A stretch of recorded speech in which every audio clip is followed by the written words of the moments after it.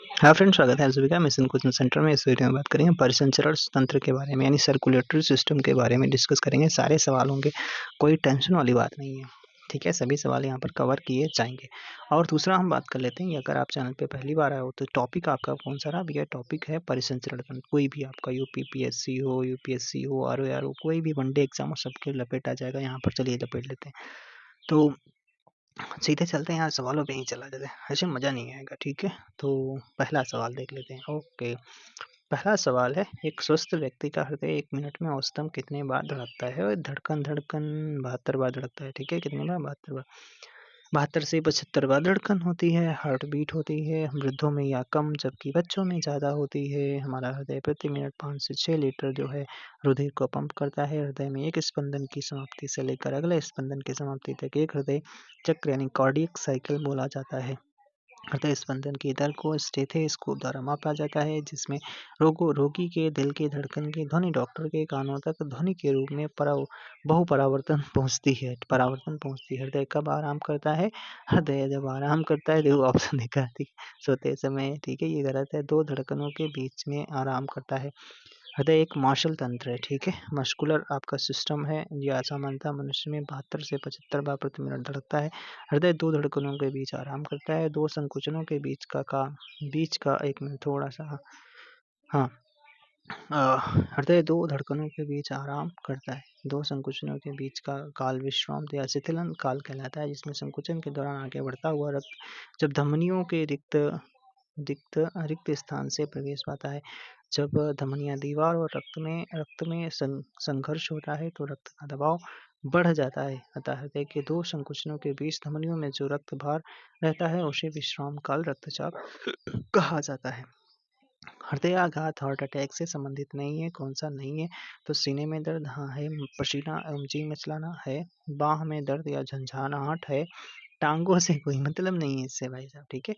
D वाला हो जाता है। चलो आगे बात करते हैं।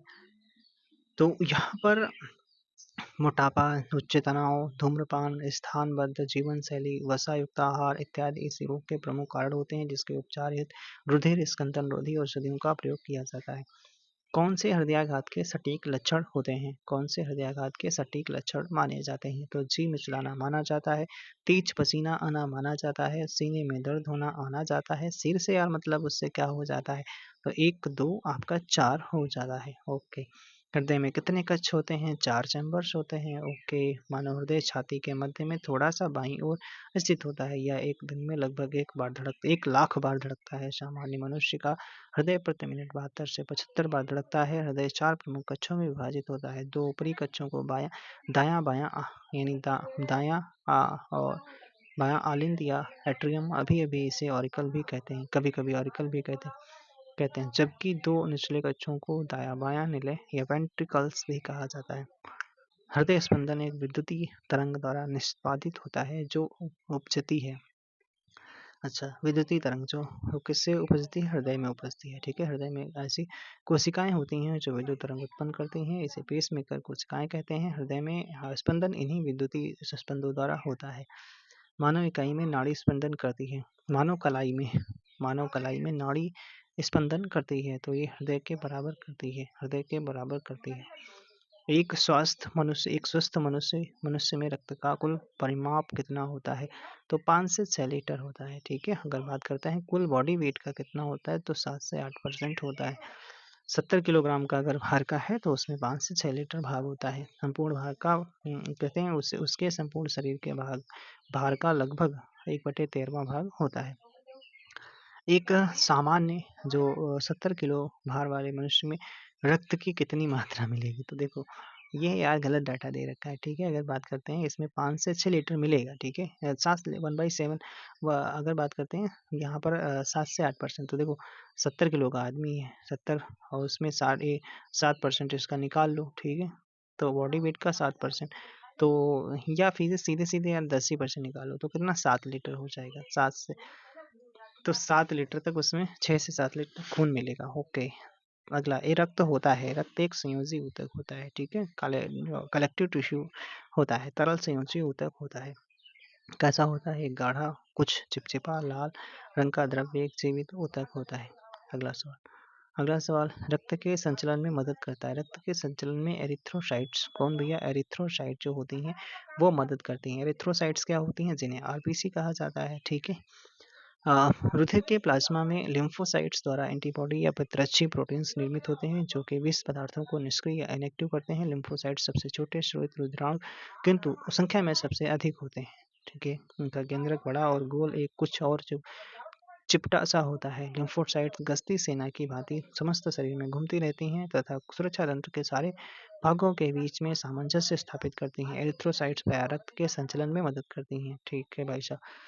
हीमोग्लोबिन क्या है, तो हीमोग्लोबिन मानव रक्त में पाया जाने वाला एक भैया क्या है, पदार्थ होता है। हीमोग्लोबिन हीमोग्लोबिन एक प्रोटीन होती है। अरे यार बच्चे बच्चे को पता है, इसमें कौन सी बड़ी बात है, जो कि मानव रक्त में पाया जाता है। इसके रासायनिक संयोजन में ग्लोबिन नामक प्रोटीन हीम नामक रंग के पदार्थ से जुड़ी रहती है। रुधिर का लाल रंग हीम के कारण ही होता है। हीम की वलय में केंद्रीय भाग लौह का होता है। एक सामान्य व्यक्ति में हीमोग्लोबिन औसतन मात्रा 12 से 18 ग्राम पर 100 मिलीलीटर रुधिर होता है। यह मानव शरीर में गैसों के परिवहन का भी कार्य करता है। हीमोग्लोबिन के संबंध में कौन सा कथन नेगेटिव है, पूछा जा रहा है। तो यह लाल रंग का होता है, हाँ होता है। हीमोग्लोबिन या फेफड़ों में कोशिकाओं तक ऑक्सीजन पहुंचाता है। यह कुछ अम्लीय होता है, ये गलत कह रहा है, ठीक है। ये कहना नहीं चाहिए इसको, यह गंदी बात है, ठीक है। यह ऊतकों से फेफड़ों तक CO2 को पहुंचाता है, हाँ पहुंचाता है, ओके। तो ये तो सही है। अगला सवाल, रुधिर वर्णिका के संबंध में कथनों पर विचार करना है और कूट दिए गए हैं। चलो कूट देते हैं इनको, ठीक है। कूटने वाली बात ही करेंगे लोग, तो देख लेते हैं। लौह इसमें किसमें पूछा गया था, पूछा गया था रुधिर वर्णिका के संबंध में, ओके। रुधिर वर्णिका के संबंध में पूछा गया, ठीक है। तो इसमें आपका यह लौह, इसमें लौह होता है, हाँ होता है, ठीक है। एक मिनट, इसमें लौह होता है, यह रक्त को लाल रंग प्रदान करता है या कुछ रोगों के प्रति प्रतिरक्षा, अरे नहीं गलत है। यह रक्त में ऑक्सीजन वहन करता है, ये सही। और ये तो उसके WBC के लिए यार आता है, ठीक है। ये इसमें क्यों दे रखा है, तीसरा वाला हटा दो, तीसरा इसमें से हटा दो, हटा दो, हटा दो, तो सी वाला उत्तर हो जाता है आपका। धन्यवाद, थैंक यू सो मच। आगे बात करते हैं, अगला सवाल, हीमोग्लोबिन के बारे में आपका विचार करना है। चलिए विचार कर लेते हैं, विचार ही तो करना है, ठीक है। हीमोग्लोबिन या रक्त में ऑक्सीजन का संचार करता है या लौ युक्त यौगिक है, करना बिल्कुल है। यह कुछ रोगों के बारे, या फिर वही बात, गंदी बात, यही तो गलत है। या रक्त को लाल रंग प्रदान करता है, हाँ करता है, ठीक है। ये तो सही है, तो 1 2 4 सही है। तीसरा वाला गलत, तो इस तीसरा इसमें काटो काटो काटो काटो, डी वाला उत्तर हो जाता है। शरीर में हीमोग्लोबिन का कार्य क्या होता है, तो ऑक्सीजन का परिवहन होता है। परिवहन तो आप समझ रहे होंगे, जैसे ना एक जगह से दूसरी जगह पहुंचाना, वही जैसे रोडवेज उत्तर प्रदेश परिवहन, ठीक है। किस प्राकृतिक पदार्थ में लौह विद्यमान होता है, तो किसमें होता है, तो मायोग्लोबिन में होता है। किसमें, मायोग्लोबिन में होता है। किसमें होता है, मायोग्लोबिन में होता है। और सभी स्तनधारियों सामान्यतः शरीर के प्राणियों के पेशी ऊतकों में पाया जाने वाला प्रोटीन है। लौह इसका आवश्यक घटक है। मायोग्लोबिन में कौन सी धातु होती है, तो लोहा पाया जाता है, ठीक है। किस प्राणी के जीवद्रव्य में हीमोग्लोबिन का विलय हो जाता है, किस प्राणी के जीवद्रव्य में हीमोग्लोबिन का विलय हो जाता है, तो केचुआ में, ठीक है। किस प्राणी के जीवद्रव्य में हीमोग्लोबिन का विलय हो जाता है, तो केचुआ में हो जाता है। केचुआ एक एनिलिडा प्राणी है, एनिलिडन प्राणी है, जिसमें हीमोग्लोबिन प्लाज्मा में घुला होता है, जबकि अन्य कशेरुकों में यह प्रोटीन लाल रुधिर कणिकाओं में पाया जाता है। केचुआ में रुधिराणु रंगहीन केंद्रक युक्त होते हैं और इस जंतु में परिसंचरण तंत्र बंद प्रकार का होता है। केचुआ में कैसा होता है भाई, बंद। और इंसान में कैसा होता है, खुला खुला खुला खुला ओपन होता है, ठीक है। रक्त में लाल रंग निम्न में से किसकी वजह से होता है, लाल रंग यार हीमोग्लोबिन की वजह से होता है, ठीक है। आरबीसी के कारण होता है। ऑक्सी हीमोग्लोबिन युक्त रुधिर कणिकाओं के कारण होता है। लाल रुधिर कणिकाओं का रंग कैसा होता है, तो हीमोग्लोबिन के कारण यह कैसा होता है, लाल होता है, ओके।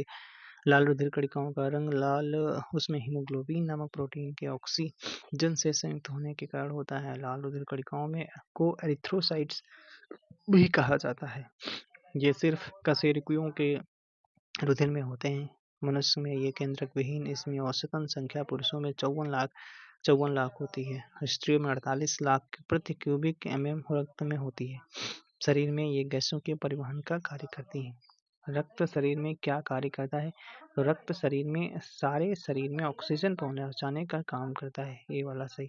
रक्त एक तरल संयोजी ऊतक है जो रक्त वाहिनियों के अंदर विभिन्न अंगों को लगातार बहता रहता है, अंगों में लगातार बहता रहता है। लाल रक्त कणिकाएं रक्त का एक महत्वपूर्ण घटक है जो फेफड़ों से ऑक्सीजन और हीमोग्लोबिन शरीर के अन्य भागों में से ले जाने के लिए जिम्मेदार होती है। मनुष्य का औसत रक्तचाप कितना होता है? तो आपका रक्तचाप 120/80 होता है, mmHg होता है। पहले को आपका सिस्टोलिक कहा जाता है, दूसरे को डायस्टोलिक प्रेशर कहा जाता है। सामान्यतः तौर पर प्रकुंचन दाब 120 mmHg तथा प्रसारण दाब 80 mmHg होता है। रक्तचाप को डॉक्टर स्फिग्नोमैनोमीटर यंत्र द्वारा मापता है। स्वस्थ मनुष्य का रक्तचाप सिस्टोलिक या डायस्टोलिक होता है, 120 व 80 mmHg होता है। इसमें से रक्त का दाब इस यंत्र कौन होता है? स्फिग्नोमैनोमीटर होता है, जिससे मापा जाता है। तो निम्न उपकरणों से रक्तचाप मापने के लिए स्फिग्नोमैनोमीटर का यूज है। यदि किसी व्यक्ति का रक्तचाप 140 mmHg है तो उससे को तात्पर्य क्या होता है? तो ये मरकरी से, Hg से तात्पर्य मरकरी से है। ठीक है, किसी व्यक्ति का एचजी से हो जाता है। ठीक है, जब एक व्यक्ति वृद्ध होते जाता है तो उसमें सामान्यतः उसका रक्तचाप घटता है या बढ़ता है? तो उसका रक्तचाप भैया ब्लड प्रेशर बढ़ जाता है। उम्र के बढ़ने के साथ साथ मानव में रक्तदाब बढ़ जाता है। सामान्य रक्तदाब 120/80 होता है, किंतु इससे अधिक होने पर उच्च रक्तदाब यानी हाई ब्लड प्रेशर, जबकि 120/80 से कम होने पर निम्न रक्तदाब यानी लो ब्लड प्रेशर होता है। स्फिग्नोमैनोमीटर यंत्र से मापते हैं। चलिए, अब क्या है, नीचे दिए गए 4 व्यक्तियों के रक्तदाब का मान दिया गया है। किसका रक्तदाब सामान्य है? तो 120/80 श्रीमान वाई जी का है। यार ऐसा भी सवाल पूछ लेते हो। ठीक है, देखो क्या सवाल पूछे हो। ठीक है, ओके। हमारे शरीर में रक्त का दाब होता है, रक्त का दाब वायुमंडलीय दाब से अधिक होता है। ये सवाल तगड़ा पूछे हो। ठीक है, हमारे शरीर का जो रक्त दाब होता है वायुमंडलीय दाब से अधिक होता है, वायुमंडलीय दाब से अधिक होता है। जब कोई डॉक्टर हमारा रक्तचाप नापता है तो वायुमंडलीय दाब के सापेक्ष होता है। उदाहरण के तौर पर एक डॉक्टर द्वारा नापा गया रक्तचाप 120 mmHg है। इसका अर्थ है यह वायुमंडलीय दाब से 120 mmHg अधिक है। ओके, वायुमंडलीय दाब से किसके सापेक्ष होता है? जबकि वायुमंडलीय दाब निर्वात के सापेक्ष नापा जाता है। निर्वात के सापेक्ष रक्तचाप होगा तो 760 + 120 तो आपका 880 mmHg निरपेक्ष होगा। रक्त समूहों की खोज किसने की? कार्ल लैंडस्टीनर ने की। किसने? कार्ल लैंडस्टीनर ने। कितने की थी? तो उन्होंने 1900 ईस्वी में कार्ल लैंडस्टीनर ने 4 रक्त समूहों की खोज की। कौन से? ए बी, फिर ओ।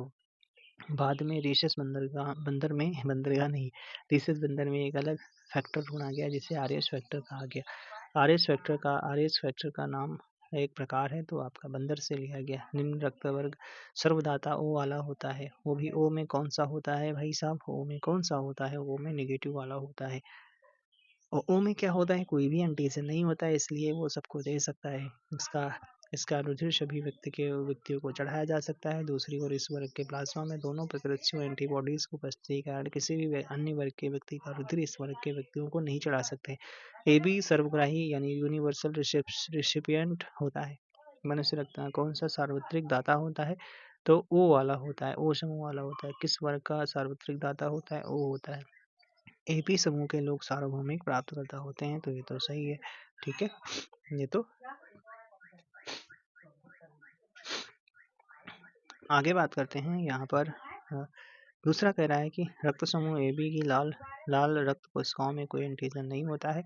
यार एक ही तो है जिसमें एंटीजन नहीं होता है, वो सिर्फ वो कौन होता है? वो आपका ओ वाला होता है। तो ये गलत हो जाता है। सिंपल, तो ये बात गलत है। तो ए वाला सही है, आर वाला गलत हो जाता है। आगे बात करते हैं।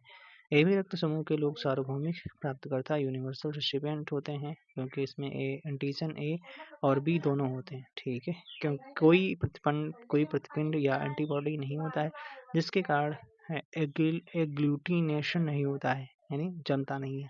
सार्वभौमिक स्वीकार्य रक्त समूह कौन सा है? तो ए बी होता है। कौन सा? ए बी होता है। यह वर्ग ए बी रक्त वाला व्यक्ति किसी ऐसे व्यक्ति का रक्त ले सकता है जिसका रक्त वर्ग क्या होता है?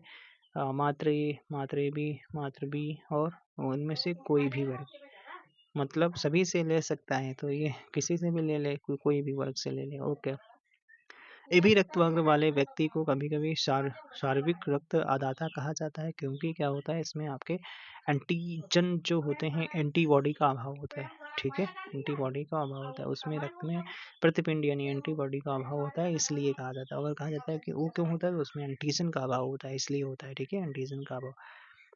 अगला सवाल आपसे दिया गया है भाई साहब कि क्या दिया गया है?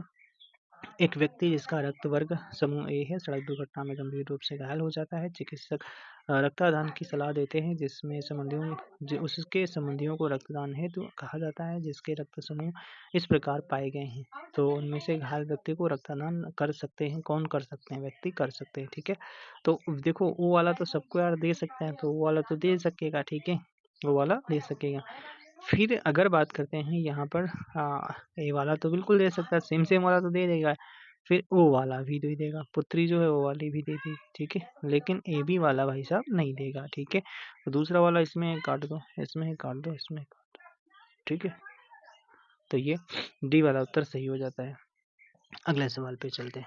अगला सवाल भाई साहब क्या कहता है? अगला सवाल कहता है, अगला सवाल है एक मनुष्य दुर्घटनाग्रस्त हो जाता है और उसे रक्तदान की आवश्यकता होती है किंतु उसके रक्त समूह का निरीक्षण करने का समय नहीं है।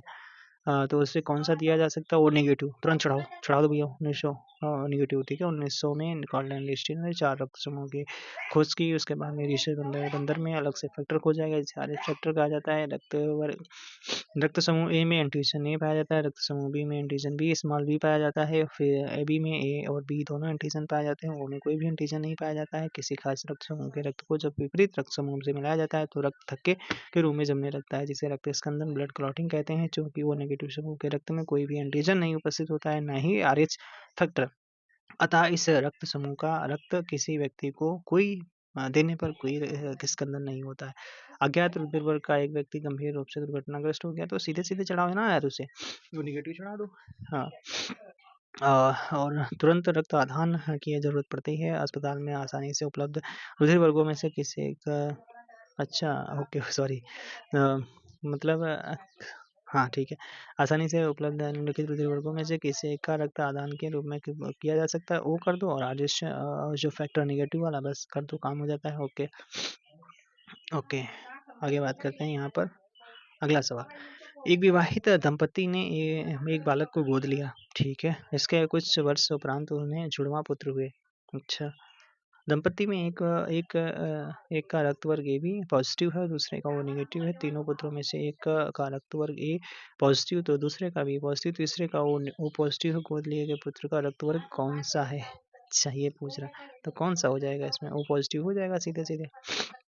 अगला सवाल, यदि एक पिता का रक्त वर्ग ए है, माता का आपका ओ है, तो बताइए इनमें से उसके पुत्र का कौन सा रक्त वर्ग हो सकता है? तो ओ हो सकता है, सिंपल। उसके पुत्र का कौन सा हो सकता है? ओ हो सकता है। ऐसे नहीं, देखो ऐसे करो, ओ फिर यहाँ 0 लगा दो, ओ है एक और 0 बढ़ा दो ऐसे। ठीक है, सिंगल अगर है वो एक और बढ़ा दो, इसको क्रॉस कराओ तो ए ओ। ठीक है, ए ओ, फिर उसके बाद में ओ ओ, एक ऐसे क्रॉस कराओ ओ, फिर इसको ऐसे क्रॉस कराओ ओ ओ। देखो ओ ओ वो तो होता है, ए ओ कोई होता ही नहीं, ओ ना ही कोई होता है। ठीक है, तो देखो इसको हटा दो, इसको हटा दो, मतलब ये हटा दो, ये हटा दो। तो 50% चांस है आपके, क्या 50% चांस है ए ब्लड ग्रुप होगा और 50% चांस है आपके ओ ब्लड ग्रुप होगा। तो ए वाला है नहीं कोई ऑप्शन, तो ओ वाला लगा दो। ठीक है, देखो इन्होंने दिया भी है, उसके पुत्र का रक्त वर्ग ओ होगा अथवा ए होगा। ठीक है, आधान यानी ट्रांसफ्यूजन में रक्त न केवल रक्त के प्रकार में बल्कि में भी संगत होना चाहिए। तो आर एस फैक्टर में भी संगत होना चाहिए। ये नहीं यार सब जल्दी बल्दी चढ़ा दिए देखे नहीं यार, तो तब तो दिक्कत हो जाएगी। माता गर्भस्थ शिशु आर एस रक्त प्रकार विसंगति की समस्या उत्पन्न हो सकती है यदि माता जो है मतलब उसका आर एस फैक्टर है और उसका गर्भस्थ शिशु इस फैक्टर है। तो ये क्या हो सकता है? अगर आर एस क्षीण है और आर एस सही थे, आर एस नेगेटिव अगर माता है और उसका जो गर्भस्थ शिशु है आर एस पॉजिटिव है, तब दिक्कत हो जाती है। ठीक है, ये देखो यहाँ पर। ठीक है, दिखाया गया सब कुछ। किसी एक सामान्य व्यक्ति के रक्त का पीएच स्तर क्या होता है? तो पीएच स्तर 7.4 होता है। तो 7 आपका सीधे सीधे लगाओ ना भैया, हाँ क्या हो जाता है? 7.35 से 7.45 हो जाता है। रक्त का पीएच मान कितना होता है? 7.4 होता है। ओके, मनुष्य के रक्त का पीएच 7.4 होता है। प्रतिजन या पदार्थ है जो क्या करता है? एंटीजन क्या करता है? एंटीजन सीधा सीधा होता है कि एंटीबॉडी के निर्माण को उद्दीपित करता है। बात एक ही है। ठीक है, एक दूसरे से मिला जुला है। एंटीबॉडी यानी प्रतिपिंड के निर्माण को उद्दीपित करता है। एंटीजन वे पदार्थ हैं जो प्रतिपिंड या प्रतिरक्षी के निर्माण को उद्दीपित करते हैं, प्रतिरक्षा तंत्र को प्रवर्तित करते हैं। प्रतिजन दो प्रकार की ग्लाइकोप्रोटीन्स के रूप में होते हैं, ए तथा बी। एंटीबॉडी भी दो प्रकार के होते हैं, एरोधी यानी एंटी ए और एंटी बी, ठीक है, किंतु ये विशुद्ध प्रोटीन्स, प्योर प्रोटीन्स के रूप में होते हैं। एंटीजन यानी प्रतिजन ऐसा पदार्थ होता है जो क्या काम करता है, तो प्रतिरक्षा तंत्र को प्रवर्तित करता है, ठीक है, सी वाला उत्तर सही हो जाता है। एंटीजन्स की मूल विशेषता क्या होती है, तो ये आपके प्रतिरक्षियों के निर्माण को प्रेरित करते हैं। एंटीजन्स जो होते हैं प्रतिरक्षियों के निर्माण में प्रेरित करते हैं। दूसरा वाला उत्तर भाई साहब लगाओ। कौन सा संक्रमण से हमारी रक्षा करता है? बॉडी के संक्रमण से रक्षा करेगा कौन करेगा? WBC करेगा। कौन करेगा? हम करेंगे। देश की रक्षा कौन करेगा? हम करेंगे। हम करेंगे, हम करेंगे। अच्छा, अगला सवाल अगला सवाल यहाँ पर देखना चाहें तो देख सकते हैं। चलिए फ्रेंड्स, आगे देख लेते हैं। अगला क्वेश्चन है आपका 54 नंबर का है। कह रहा है कि सफेद रक्त कण का मुख्य कार्य क्या होता है, तो इसका सीधा सीधा आपका कार्य क्या हो जाएगा? रोग प्रतिरोधक क्षमता को बढ़ाना। मतलब क्या होगा, जो आपके रोग वगैरह होते हैं, मतलब बीमारियों से लड़ने के लिए आपका WBC काम आता है। अगला सवाल, रुधिर के प्लाज्मा में निम्नलिखित में से किसके द्वारा एंटीबॉडी निर्मित होती हैं? तो एंटीबॉडी जो होती हैं आपके लिम्फोसाइट्स के द्वारा निर्मित होती हैं। अगर बात करते हैं जो लिम्फोसाइट्स किसे कहते हैं, तो आपका WBC को लिम्फोसाइट्स कहा जाता है, ठीक है। और यहाँ पर रुधिर प्लाज्मा में लिम्फोसाइट्स द्वारा एंटीबॉडी तथा प्रतिरक्षी प्रोटीन्स निर्मित होते हैं, जो कि विष पदार्थों को निष्क्रिय यानी इनएक्टिव करती हैं। लिम्फोसाइट सबसे छोटे श्वेत रुधिराणु किंतु संख्या में अधिक होते हैं, ठीक है, अधिक होते हैं। WBC का 20 से 30% होते हैं कुल।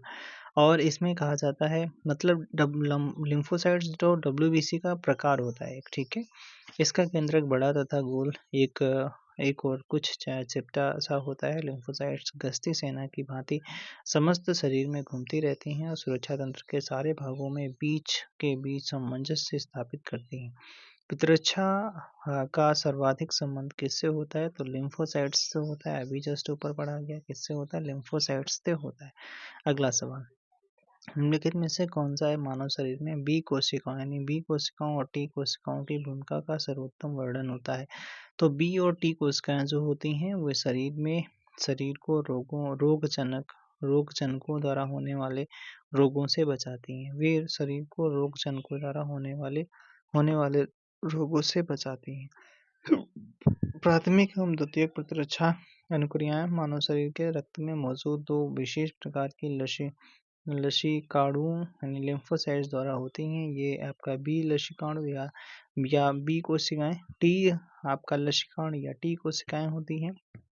उल्लेखनीय है कि रोगजनकों की अनुक्रिया में बी कोशिकाएं मानव रक्त में प्रोटीन की एक श्रृंखला उत्पन्न करती हैं, और जो अगर बात की जाती है ताकि वे रोगजनकों से लड़ सकें, ये प्रोटीन प्रतिरक्षी यानी एंटीबॉडीज कहलाती हैं। गौरतलब है कि टी कोशिकाएं स्वयं को एंटीबॉडीज का स्रवण नहीं करती हैं, किंतु प्रोटीन उत्पन्न करने में बी कोशिकाओं की सहायता करती हैं। ये प्रतिरक्षा प्रणाली के महत्वपूर्ण भाग हैं जो शरीर को रोगजनकों द्वारा होने वाले रोगों से बचाती हैं।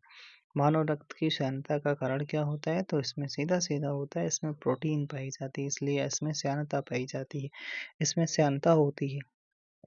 मानव रक्त की श्यानता मुख्यतः प्लाज्मा में प्रोटीन, हीमोग्लोबिन, रक्त में लाल रुधिर कणिकाओं का आयतन प्रतिशत आदि पर निर्भर करती है। रक्त में श्वेत रुधिर कणिकाओं एवं प्लेटलेट्स डिंबाणु की उपस्थिति का उसकी श्यानता का कोई खास प्रभाव नहीं पड़ता है।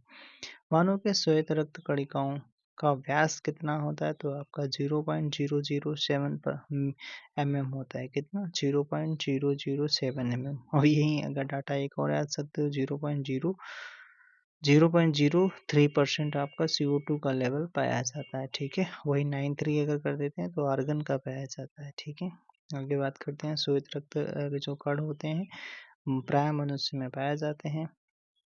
इनकी संख्या लाल रुधिर कणिकाओं से कम होती है। ये दो प्रकार की होती हैं, एक कणिका में होती हैं, एक कणिका विहीन होती हैं। कुछ श्वेत रक्त कणिका हमारे शरीर का प्रतिरक्षा तंत्र बनाते हैं। लिम्फोसाइट्स एक प्रकार की श्वेत रक्त कणिकाएं होती हैं जिनका व्यास लगभग 7 माइक्रोमीटर यानी 0.007 मिलीमीटर होता है।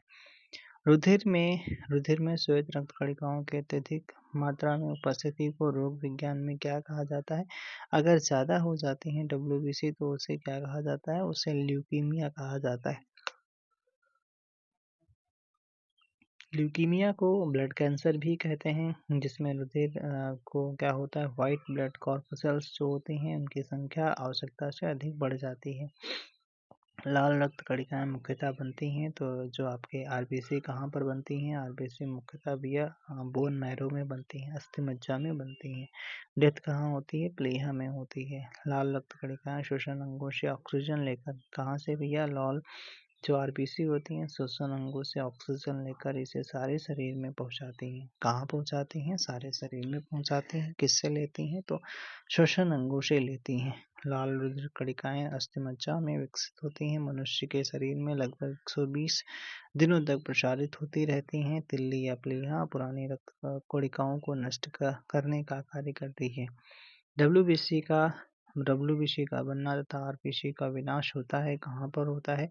तो प्लीहा में होता है। डब्ल्यूबीसी का बनना और आरबीसी का विनाश होता है प्लीहा में। और अभी जैसे पढ़ा गया है आरबीसी का कार्य कार्य कितना मतलब कार्यकाल कितना होता है? 120 दिनों का होता है। फिर उसके बाद प्लीहा में इनका विनाश हो जाता है। लिम्फोसाइट्स और न्यूट्रोफिल्स कणिका विहीन श्वेत रुधिराणुओं के दो प्रकार हैं। लिम्फोसाइट्स का निर्माण प्लीहा लसिका ग्रंथि थाइमस ग्रंथि में होता है। न्यूट्रोफिल्स का निर्माण अस्थिमज्जा में होता है। कहाँ होता है? अस्थिमज्जा में होता है।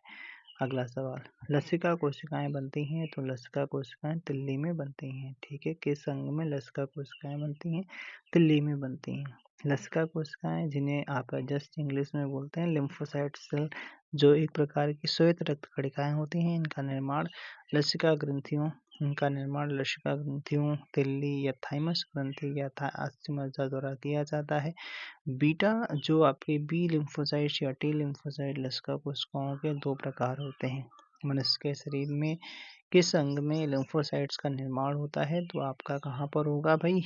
तो आपका अस्थिमज्जा में भी होता है और तिल्ली में भी होता है, यकृत में भी होता है। ठीक है, यकृत में तो नहीं होता है लेकिन आपका, तो इसलिए आपका इन्होंने उत्तर माना भाई साहब। कौन सा? ई वाला उत्तर माना है। ठीक है, एक से अधिक ऑप्शन यहाँ पर सही है।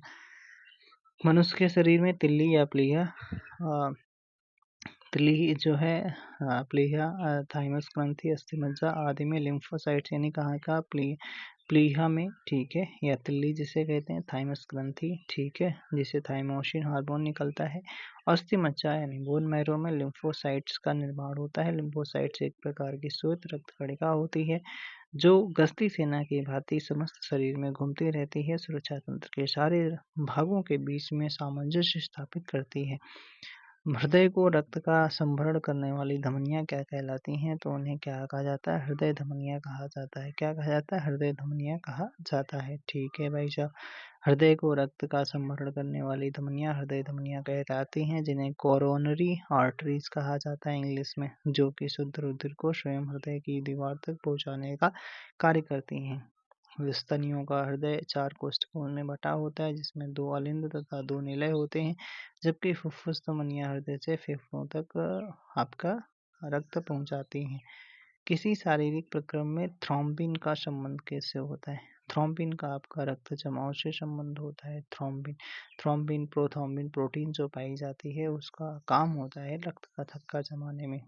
रक्त का थक्का बनने की प्रक्रिया एक जटिल रासायनिक प्रक्रिया होती है जिसे 3 चरणों में बांटा गया है। इसके अंतिम चरण में थ्रोम्बिन के एक एंजाइम की भांति कार्य करके प्लाज्मा के घुलनशील फाइब्रिनोजन प्रोटीन के फाइब्रिन नामक अघुलनशील प्रोटीन अणुओं में संश्लेषण को प्रेरित करता है। रुधिर स्कंदन की क्रियाविधि का स्पष्ट विवरण हॉवेल ने किया था। किसने? हॉवेल ने।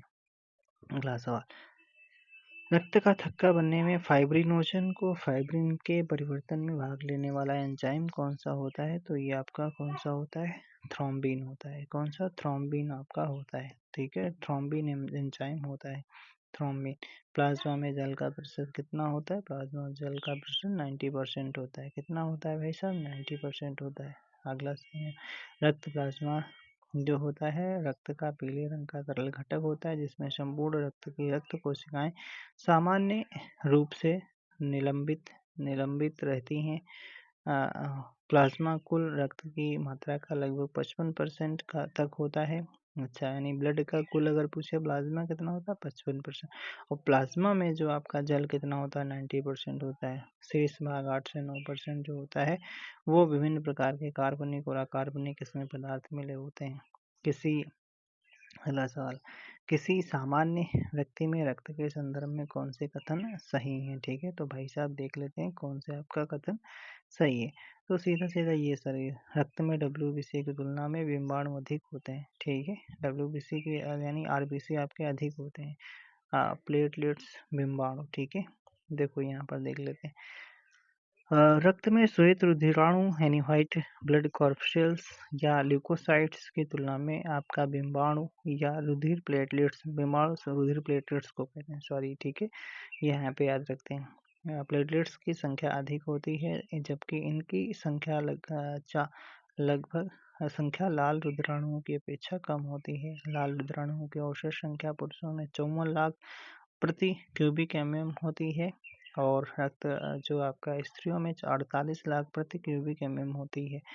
और फिर वहीं बात करते हैं, श्वेत रुधिराणु जो होते हैं 4000 से 11000 प्रति क्यूबिक mm होती हैं, और जबकि आपका रुधिर प्लेटलेट्स की संख्या 1.5 लाख से 4.5 लाख प्रति क्यूबिक mm होती है। जिससे ना प्लेटें आपकी डाउन होने लगती हैं, तो यहाँ पर कितना हो जाता है, तो यहाँ पर 1.5 लाख से 4.5 लाख के बीच में आपकी प्लेटें होनी चाहिए। ठीक है, प्लेटलेट्स, प्लेटें नहीं, सॉरी।